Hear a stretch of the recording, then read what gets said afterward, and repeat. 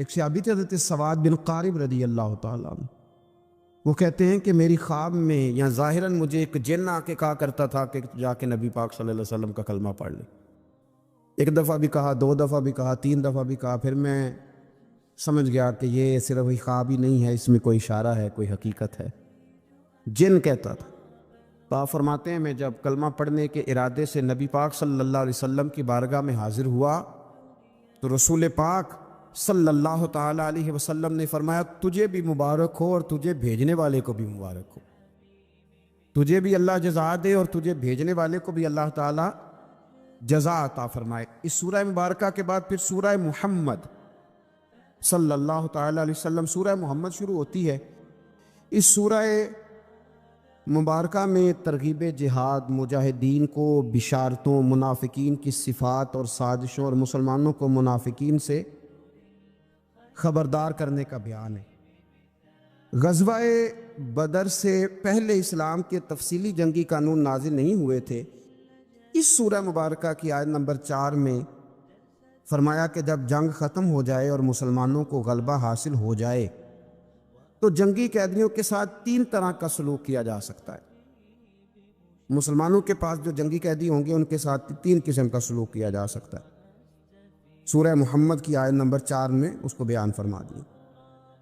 ایک تو یہ کہ انہیں قید کیا جائے گا تاکہ وہ مسلمانوں کو دوبارہ شر نہ پہنچا سکیں، یہ پہلا حال ہے۔ اور دوسرا حال یہاں یہ بیان کیا گیا کہ ان کی اصلاح اور قبول اصلاح کی امید ہو کہ اگر یہ ٹھیک ہو جائیں گے، اسلام کی طرف آ جائیں گے، شر چھوڑ دیں گے تو ان پر احسان کر کے انہیں آزاد کیا جائے۔ اور تیسرا حال یہ کہ یہاں پھر ان سے فدیہ لیا جائے اور انہیں آزاد کر دیا جائے۔ پھر اسی سورہ مبارکہ کے اندر اللہ تبارک و تعالیٰ نے ایک اسلوب بیان کیا، ایک بہت بڑے راز سے پردہ اٹھایا اور ایک بڑی اہم بات ان لوگوں کے لیے بیان کی جو دین کا کام کرنے والے، جو پیغام دین پھیلانے والے ہیں، جو دین کی کوئی سی بھی ڈیوٹی کرنے والے، اگر وہ مخلص ہو کر للہیت کے ساتھ دین کا کام کرتے ہیں تو اللہ تبارک و تعالیٰ نے ایک اسلوب بیان فرما دیا۔ ارشاد فرمایا یا ایھا الذین آمنوا ان تنصروا اللہ ینصرکم ویثبت اقدامکم، فرمایا ایمان والو اگر اللہ کے دین کی تم مدد کرو گے تو پھر اللہ تمہاری مدد کرے گا اور اللہ تمہارے پیروں کو جما دے گا، تمہیں اللہ ثبات عطا فرمائے گا، تمہیں اللہ استقامت عطا کرے گا۔ اگر تم خلوص کے ساتھ، للہیت کے ساتھ دین کا کام کرو اللہ تمہاری مدد کرے گا، تمہارے قدموں کو جمائے گا۔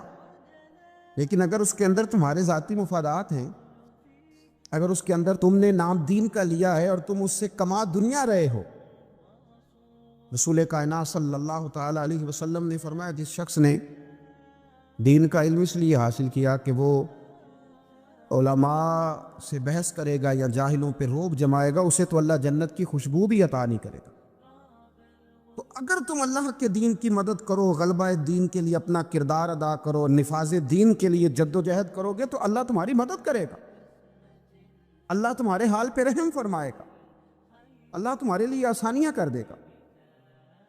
تو یہ ایک ایسا بڑا اصول ہے جو ہر دین کا کام کرنے والے کو یاد رکھنا چاہیے کہ وہ یہ نہ کہے کہ پھر مجھے وسائل نہیں ملیں گے، پھر وہ یہ نہ کہے کہ میں آگے کیسے بڑھوں گا، پھر یہ کبھی نہ سوچے کہ میرے لیے اسباب کون پیدا کرے گا۔ وہ پہلے اپنے دل سے پوچھے کہ وہ دین کے کام میں مخلص ہے۔ ٹھیک ہے مشکلات آئیں گی اور وہ مشکلات کا آنا بھی اس کے لیے باعث راحت بنے گا، وہ مخالف ہوا کا آنا بھی اسے اونچا اڑا لے گا، لیکن وہ دین مصطفیٰ کریم علیہ السلام کی مدد کرے۔ آج اس دور کا ایک یہ بہت بڑا نازک معاملہ ہے کہ لوگ اپنے خاندان کے لیے، قوم، قبیلے، علاقے، ملک، ملت کے لیے بڑا کچھ کرتے ہیں، لیکن وہ میٹنگ ہال کہاں گئے جہاں صرف دین کے عروج اور بقا کے لیے میٹنگیں ہوا کرتی تھی۔ آج لوگ ذاتوں کے عروج کے لیے بہت بڑے بڑے اجتماعات منعقد کر رہے ہیں، لیکن ضرورت ہے آج ان بڑے بڑے اجلاسوں کی، ان بڑے بڑے اجتماعات کی کہ جس میں عروج دین کے لیے بات کی جائے، دین کو آگے لے جا کر کے بڑھانے کی کوشش کی جائے۔ اول تو لوگ دین کا کام کر نہیں رہے الا ماشاءاللہ، اور جو کر رہے ہیں ان کو بھی اس قدر زیادہ تنقید کا نشانہ بنایا جاتا ہے اور اس قدر زیادہ آزمائشوں سے گزارا جاتا ہے کہ مشکلات دن بدن بڑھتی چلی جاتی ہیں۔ کوشش کریں دین کے لیے اپنا کردار ادا کریں، اور اگر آپ اور کچھ نہیں کر سکتے تو کم از کم جو لوگ دین کا کام کر رہے ہیں ان کے لیے خیر کا جملہ بولیں، ان کی اخلاقی آپ مدد کریں، آگے بڑھیں۔ اللہ ہمیں سمجھنے کی توفیق عطا فرمائے۔ اسی سورہ محمد کی آیت نمبر 29 میں فرمایا کہ جن لوگوں کے دلوں میں نفاق کی بیماری ہے، انہوں نے گمان کم رکھا ہے کہ اللہ تعالیٰ ان کے دلوں کے فتنے کو ظاہر نہیں کرے گا۔ کیا وہ یہ سوچتے ہیں کہ ہمارے دلوں میں اگر نفاق کی بیماری ہے تو ہماری اس بیماری کو ظاہر نہیں کیا جائے گا؟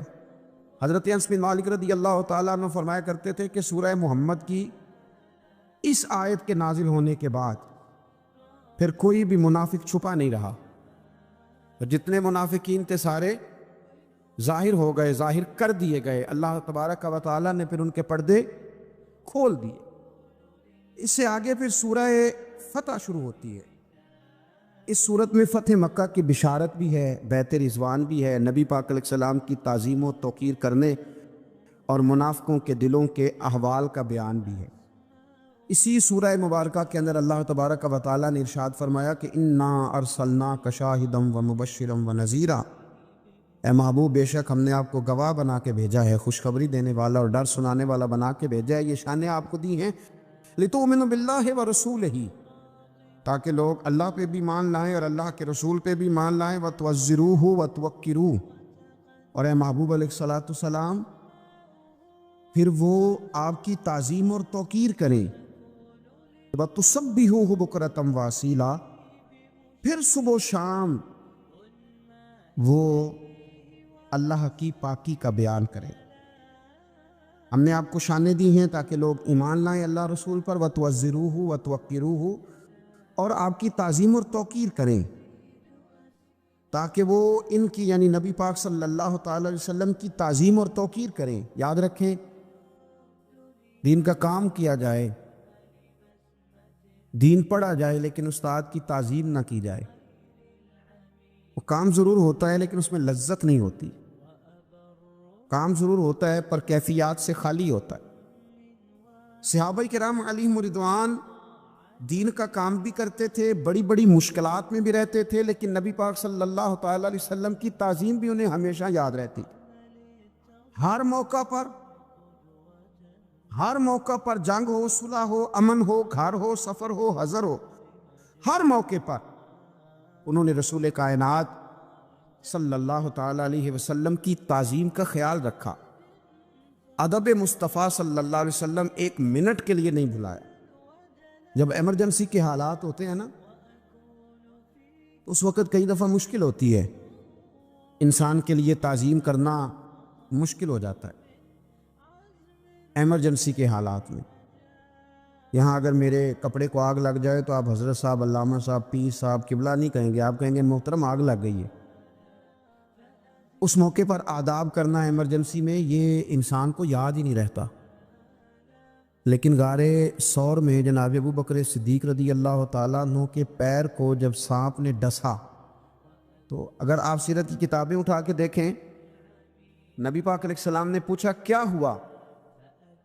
چاہیے تو یہ تھا کہ سانپ سانپ سانپ سانپ پکارتے، لیکن اس موقع پر بھی وہ تعظیم نہیں بھولے، حضور کی توقیر نہیں بھولے، عرض کرنے لگے فدا کا ابی و امی یا رسول اللہ، یا رسول اللہ میری ماں آپ پہ قربان ہو، میرا باپ آپ پہ قربان، یا رسول اللہ میرے پیر کو سانپ نے ڈس لیا۔ اور یہ بات کافروں کے دلوں میں روب پیدا کرتی تھی، یہ چیز روب پیدا کرتی تھی کفر کے دلوں میں کہ مسلمان اپنے نبی پاک علیہ السلام کی تعظیم کرتے۔ آج تو باقاعدہ اس پر کام ہو رہا ہے، محنت کی جا رہی ہے، جد و جہد کی جا رہی ہے کہ آپ دین کا کام کریں گے، آپ میرا ادب کرتے جا رہے ہیں، آپ میرا حضور کے نام کو چومتے جا رہے ہیں، آپ کام کریں۔ بھائی وہ کون سا دین کا کام ہے جو دین کا کام تو ہو اور اس میں حضور کی تعظیم نہ ہو؟ تعظیم مصطفیٰ ہوگی تو دین کا کام ہوگا، اس لیے کہ جب تک نبی پاک سے پیار نہیں ہوگا حضور کے مشن سے پیار کیسے ہوگا؟ جب تعظیم رسالت ہی نہیں ہوگی تو پھر بات آگے کرنے کا انسان کے پاس شوق ذوق اور جذبہ کیسے آئے گا؟ وہ عروہ بن مسعود ثقفی، بڑی معروف روایت ہے، بخاری میں موجود ہے، اور اسی موقع پر آگے وہ آیات حدیبیہ کے حوالے سے آ رہی ہیں، وہ یہاں آیا تھا اور اس نے جب نبی پاک صلی اللہ تعالی علیہ وسلم کے صحابہ کو حضور کی تعظیم و توقیر کرتے دیکھا، وضو کا بچا ہوا پانی چہروں پہ ملتے ہوئے دیکھا، کلی کا پانی اپنے چہروں پہ ملتے ہوئے دیکھا، تو اس نے پلٹ کے جا کے کفار سے کہا تھا، یار میں نے بڑے بڑے دربار دیکھے ہیں اور بڑے بڑے ادب دیکھے ہیں، میں نے وہ لوگ بھی دیکھے ہیں جو سجدے کراتے ہیں اپنے آپ کو معاذ اللہ، پر جو رنگ آج دیکھ کے آیا ہوں یہ کبھی نہیں دیکھا۔ یہاں توحید بھی عروج پہ ہے، لا الہ الا اللہ کی صدا بھی عروج پہ ہے، لیکن مصطفیٰ کا ادب بھی عروج پہ ہے۔ کیا کوئی سوچ سکتا ہے کہ کوئی صحابی ایسا ہوگا جس کے دل میں ذرا بھی شرک کا شائبہ ہوگا؟ ان کی توحید انہیں مجبور کرتی تھی کہ جس شانوں والے رب نے یہ شانوں والا رسول بھیجا، اس رسول کی تعظیم و توقیر کرنی چاہیے، اور وہ کرتے تھے۔ اے پائے نظر ہوش میں آ، یہ کوہ نبی ہے، آنکھوں سے بھی چلنا یہاں بے ادبی ہے۔ تو حضور کی تعظیم اور توقیر کو ہمیشہ ان لوگوں نے اپنے پیش نظر رکھا۔ آگے صلح حدیبیہ کے حوالے سے کچھ آیات آتی ہیں اسی سورہ فتح کے اندر۔ ہوا یہ کہ 1400 کے قریب صحابہ کے ساتھ نبی پاک صلی اللہ تعالیٰ علیہ وسلم قربانی کے جانور لے کر احرام باندھ کر تشریف لے گئے عمرے کے ارادے سے، اور جب مقام حدیبیہ پر پہنچے تو کفار مکہ نے یہ پروگرام بنا لیا کہ کسی بھی صورت ہم اس قافلے کو مکے میں داخل نہیں ہونے دیں گے۔ رسول کریم صلی اللہ تعالیٰ علیہ وسلم نے اپنے 1400 صحابہ میں سے بطور سفیر کے جن کو نامزد کیا وہ حضرت عثمان غنی رضی اللہ تعالیٰ۔ فرمایا عثمان غنی معاملہ فہم ہیں، باشعور ہیں، چیزوں کو سمجھتے ہیں۔ دیکھیے حضور کی نظر انتخاب حضرت عثمان غنی پہ پڑی، حضور صلی اللہ علیہ وسلم نے انہیں بھیجا، فرمایا جا کے قریش کو، کفار کو، مکے کے لوگوں کو، سرداروں کو یہ بتلاؤ کہ ہمارا مقصود لڑائی کرنا نہیں ہے، ہمارا مقصود مکے پہ چڑھائی کرنا نہیں ہے، ہمارا مقصود فقط اور فقط عمرہ کرنا، عمرہ کریں گے اور واپس چلے جائیں گے۔ حضرت عثمان غنی رضی اللہ تعالیٰ عنہ کو جب نبی پاک صلی اللہ علیہ وسلم نے وہاں بھیجا تو ایک خبر پھیل گئی کہ قریش مکہ نے تو جناب عثمان غنی رضی اللہ تعالیٰ عنہ کو شہید کر دیا ہے۔ اب صحابہ کے جذبات کے اندر جوش پیدا ہوا، ہر طرف سے ایک ہی صدا آتی تھی کہ ہم عثمان غنی کا بدلہ لیے بغیر یہاں سے نہیں جائیں گے۔ میرے محبوب پاک علیہ السلام کو اللہ نے غیب کی کنجیاں عطا فرمائی ہیں۔ رسول پاک علیہ السلام جانتے تھے نور نبوت سے کہ حضرت سیدنا عثمان غنی تو موجود ہے، پر جو ایک زبردست جرنیل ہوتا ہے نا، وہ قوم کے جذبات کا صحیح استعمال کرتا ہے۔ اسے پتہ ہوتا ہے کہ اس وقت جذبات کیا ہیں، تو اسے ان جذبات کا صحیح استعمال کرنا، ان کو مثبت راہ پہ چلانا اسے آتا ہوتا ہے۔ میرے رسول کریم صلی اللہ تعالی علیہ وسلم نے ایک درخت کے نیچے سے صحابہ سے بیعت لی، اس کو بیعت رضوان کہتے ہیں، کہ ہم ہر حال میں حضرت عثمان غنی رضی اللہ تعالیٰ عنہ کا بدلہ لیں گے، دین پہ قائم رہیں گے۔ اس بیعت کا ذکر قرآن مجید نے کہا، اور انداز دیکھیے کیا نرالا ہے، کیا انوکھا ہے، اور کیا وارفتگی ہے، اور کیا رشتہ ہے اللہ رسول کا آپس میں۔ اسی سورہ فتح کی آیت نمبر 10 میں فرمائے ان الذین یبایعونک انما یبایعون اللہ، اے محبوب پاک علیہ السلام، بے شک جو لوگ آپ کی بیعت کرتے ہیں وہ در حقیقت اللہ ہی کی بیعت کرتے ہیں۔ یہ در حقیقت اللہ ہی کی بیعت کرتے ہیں۔ کیوں؟ ید اللہ فوق ایدیہم، اللہ کا ہاتھ ان کے ہاتھوں پر ہے۔ ہاتھ تو رسول پاک کا تھا، لیکن فرمایا جب محبوب میرے ہیں، تو پھر وہ ہاتھ یوں سمجھ لو کہ رب کریم کا ہی تھا۔ خدا کی رضا چاہتے ہیں دو عالم، خدا چاہتا ہے رضا محمد صلی اللہ علیہ وسلم۔ تو ان آیات مبارکہ میں اس واقعے کا تذکرہ ہے، اور جو چیز یہاں بڑی قابل توجہ ہے اس ساری بات کے اندر وہ سمجھنے والی ہے کہ اللہ تبارک و تعالیٰ نے یہاں آیت نمبر 18 میں فرمایا کہ لَقَدْ رَضِيَ اللَّهُ عَنِ الْمُؤْمِنِينَ اِذْ يُبَایِعُونَکَ تَحْتَ الشَّجَرَةِ، فرمایا بے شک اللہ ان مومنوں سے راضی ہو گیا جو درخت کے نیچے آپ کی بیعت کر رہے تھے. اللہ ان مومنوں سے راضی ہو گیا, اللہ ان سے فعلم ما فی قلوبہم, اور اللہ نے جان لیا ہے جو ان کے دلوں میں ہے. اللہ تو کہہ رہا ہے کہ میں اپنے محبوب کے صحابہ سے راضی ہو گیا ہوں. وہ جو ان کے جذبے تھے اور جس رنگ میں محبوب وہ بیعت کر رہے تھے اور جس طرح وہ آپ سے عہد و پیمان باندھ رہے تھے, چونکہ رب ان کے دلوں کی کیفیت سے آگاہ ہے تو یہاں کمال ہو گیا. فرمایا رب راضی ہو گیا, ان کے دلوں کے جذبات نے ہی اللہ تبارک و تعالیٰ کو راضی کر دیا ہے. تو اس سورہ فتح کے اندر اللہ تبارک و تعالیٰ نے اس خوبصورت عنوان کا تذکرہ فرمایا. پھر اس سے آگے جب ہم ذرا بڑھتے ہیں تو سورہ حجرات شروع ہوتی ہے. میں اکثر دوستوں کو مشورہ دیتا ہوں کہ سورہ حجرات کو ہمیشہ توجہ کے ساتھ پڑھنا چاہیے. پورا قرآن پاک ہی ہماری توجہ اس پر ضرور ہونی چاہیے, بھی ضرور ہونی چاہیے. لیکن بعض صورتیں ایسی ہیں کہ اگر کوئی آدمی سمجھے کہ میرے پاس کم وقت ہے تو مجھے کیا کرنا چاہیے, تو میں کہتا ہوں کہ سورہ حجرات ضرور ضرور ہماری نظر میں ہونی چاہیے. یہ ہمیں آداب سکھائے گی, یہ ہمیں اخلاق سکھائے گی, یہ ہمیں اخلاق اسلامی سکھائے گی, آداب رسالت سکھائے گی. سورہ حجرات کی پہلی آیت فرمایا یا ایھا الذین آمنوا لا تقدموا بین یدی اللہ ورسولہ, اللہ اور اس کے رسول سے آگے نہ بڑھو. بعض صحابہ کرام نے عید الاضحیٰ کے دن نبی پاک صلی اللہ علیہ وسلم سے پہلے قربانی کر لی تھی, تو فرمایا میرے نبی سے آگے نہ بڑھو, واتقوا اللہ, اللہ سے ڈرو. ان اللہ سمیع علیم, بے شک اللہ سننے والا بھی ہے اور جاننے والا بھی. غربا, کیوں یہ سمجھ بیٹھتے ہیں کہ جس کے پاس پیسے زیادہ ہیں شاید فضل بھی زیادہ اسی کے پاس ہے؟ کیوں اس احساس سے باہر نہیں آتے؟ اگر دولت بہت اعلیٰ ہوتی نا اور بڑی ہی قیمتی ہوتی تو سب سے زیادہ سیدہ فاطمہ الزہرا کے گھر میں ہوتی, سب سے زیادہ تجوریاں سیدہ عائشہ صدیقہ کے پاس ہوتی. لیکن یہ زیادہ قیمتی نہیں تھی, اس لیے دروازہ رسول پہ بھی نہیں تھی.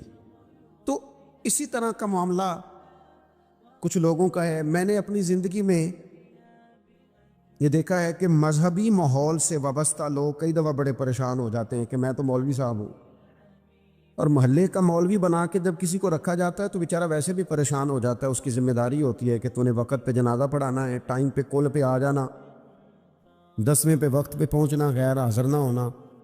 کچھ جگہوں پہ یہ بھی رواج ہے کہ جناب آپ کو 7 دن اور 10 دن مسلسل بیٹھنا ہے اور پڑھائی کرنی ہے.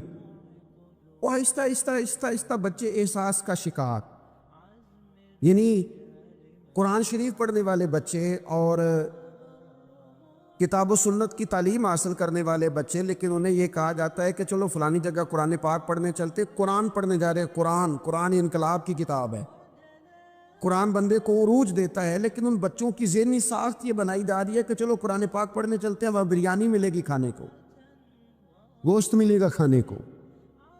شکایت ہے مجھے یا رب خدا بندان مکتب سے, سبق شاہی ہے بچوں کو دے رہے ہیں خاک بازی کا.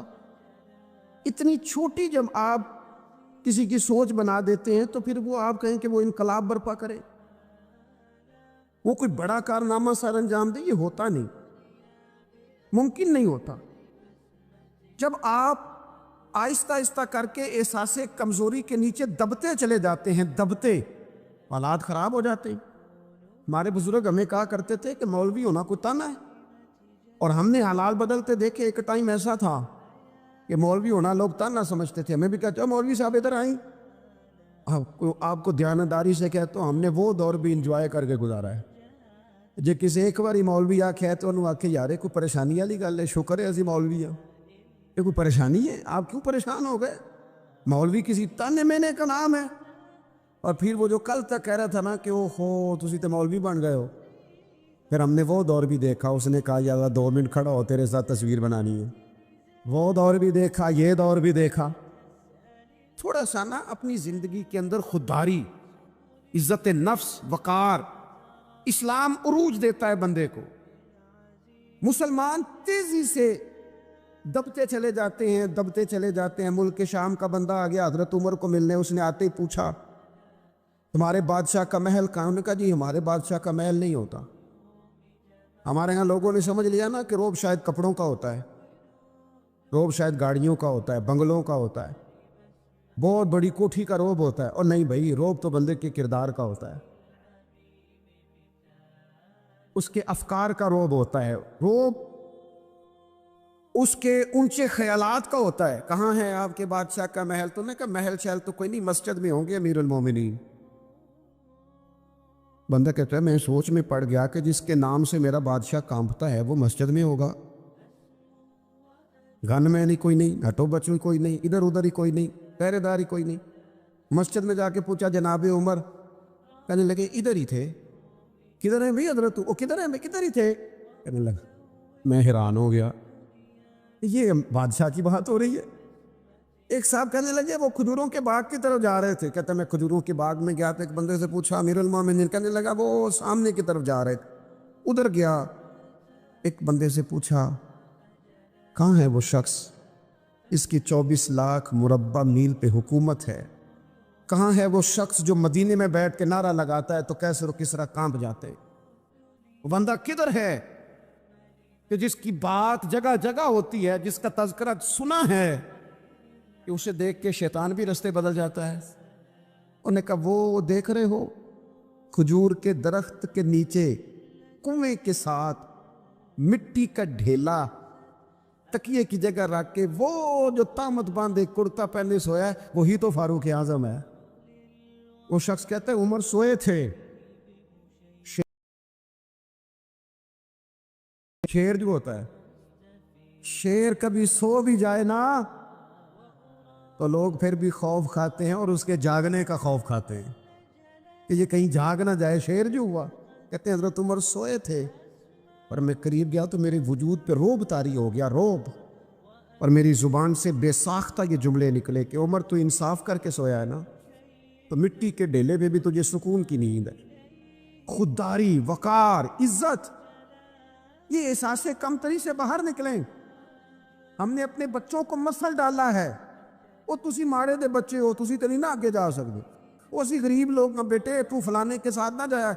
ہم نے اپنے بچوں کی خواہشات تباہ کر دی، کمزور کر کے رکھ دیا، انہیں بار بار سکھایا ہم نے۔